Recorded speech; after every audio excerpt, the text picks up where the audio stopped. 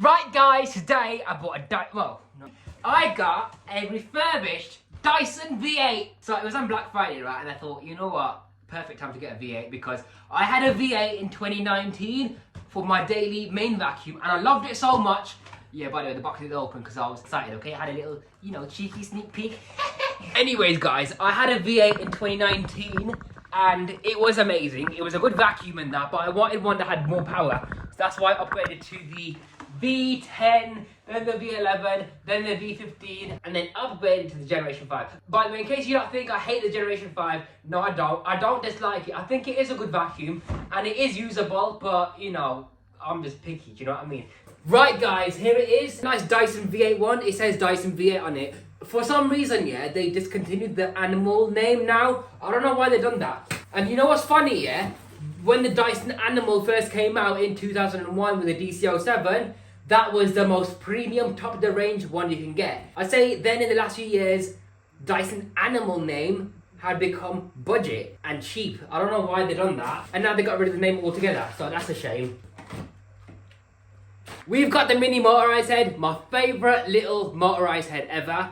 Crevice tool, combination tool with dusting brush. Then we got the anti-hair wrap cleaner head. This is basically a V10 head, but with the newer brush bar. What I like about this cleaner head, right, is it has a bunch of raised portions on the brush bar, which act like beta bars. So it's going to vibrate the carpet a lot better than the standard V10 head, which is the same as this, but without those raised bits of plastic. And you got a comb on the back as well, which is going to help with removing hair off the brush bar. You can remove the brush bar like so by turning this end cap, and then your brush bar just slides out. What even is that? Ugh, bit of fluff. Right. Yeah, this was a refurbished vacuum, so there's going to be a little bit of dust on it. This has got a 50-watt motor, but do you know what? The torque on this brush bar is actually quite good, because it actually has got cogged gears inside the motor. You got a nice felt bumper on the front and a nice little squeegee on the back. This prevents scattering of dust and debris on hard floors, and also it helps with pile separation on carpets as well. And then you got the Dyson ball joint at the back, which swivels around, making sharp 90-degree turns. That's good as well. That's the cleaner head. And this is a 20-watt brush bar motor for the mini motorized head. This is a fantastic tool. This is the best thing I've ever used on carpeted stairs. The brush bar bristles are quite dense. They do a fantastic job at lifting the pile, and it just does a thorough job overall. And it has a pivoting base as well, so you can vacuum at different angles. And the brush bar comes out in the same manner as the main floor tool. So if there's any hair wrapped around the brush bar, you can just easily take that out and clean it. You got the wall mount, which I won't be using, and then you got the charger as well. And now for the main unit itself. That is such a quiet vacuum. That's probably the most quietest Dyson vacuum that ever existed on this planet. Right, so the V8, yeah? One of the main things I like about the V8 is, first of all, you can empty the bin without having to take the wand off, like so, okay? Number 2 is obviously a lot lighter than the V10 onwards. Number 3, this new V8 allows you to see inside the pre-motor filter. Now, with the traditional V6, V7 and V8, they had this kind of designer filter, but you couldn't actually see inside it. And people would take the filter out, and they'd be like, oh, that's clean. They'd wash it anyways and think that's clean. And then they put it back in. But what they fail to understand is that the filter actually gets dirty on the inside, because the outside is always going to look clean. And then when they wash the filter, the dirt inside the filter turns into mud, and then it clogs the filter even more. It is so quiet. Yeah, the airflow's alright enough. Max mode is pretty strong. I like this purple see-through plastic. It's really nice. Very cool. You still got a HEPA filter, so great for allergy sufferers. Now, a lot of people might be wondering, doesn't the dirt spill out of the inlet right here when you tilt the vacuum up or put it on the wall mount? The answer is no, because see inside here there's like a little door. That closes when the vacuum is in a lower down position. And if you see what happens when I turn the machine on, it opens up.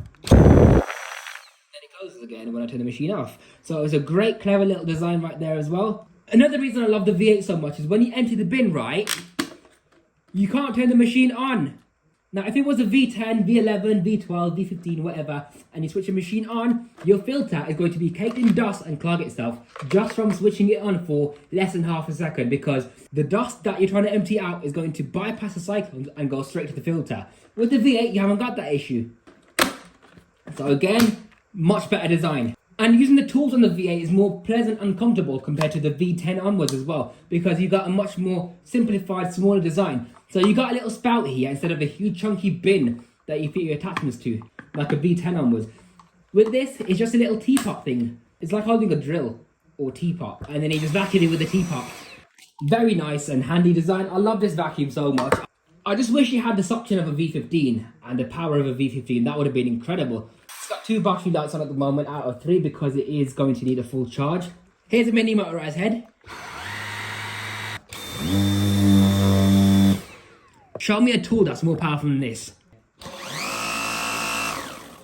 Lovely. Runtime wise, apparently according to Vacuum Wars, on maximum mode, the highest suction power setting, you get 9 minutes of battery runtime. And on low power, you get about 20-25 minutes with a motorized tool attached. But you get up to 40 minutes without one of those attachments. So if you're using the crevice tool or just the little combination tool, on low power, you can get up to 40 minutes. People look at the runtime and they think, well, that's not very long enough, is it? However, are you going to be really holding the trigger for that long? You're going to be taking breaks, aren't you? You're not going to be holding it down for that long. So let's say if it lasts 9 minutes on maximum mode, you're not really going to be holding it down for 9 minutes.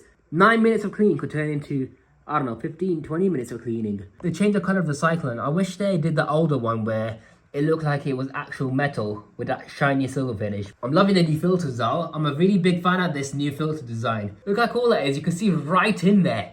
So you can see I've got the Dyson on charge right now. It just plugs into the back of the handle like a mobile phone. Or you can feed the wire through the back of the wall mount and then it comes out of here.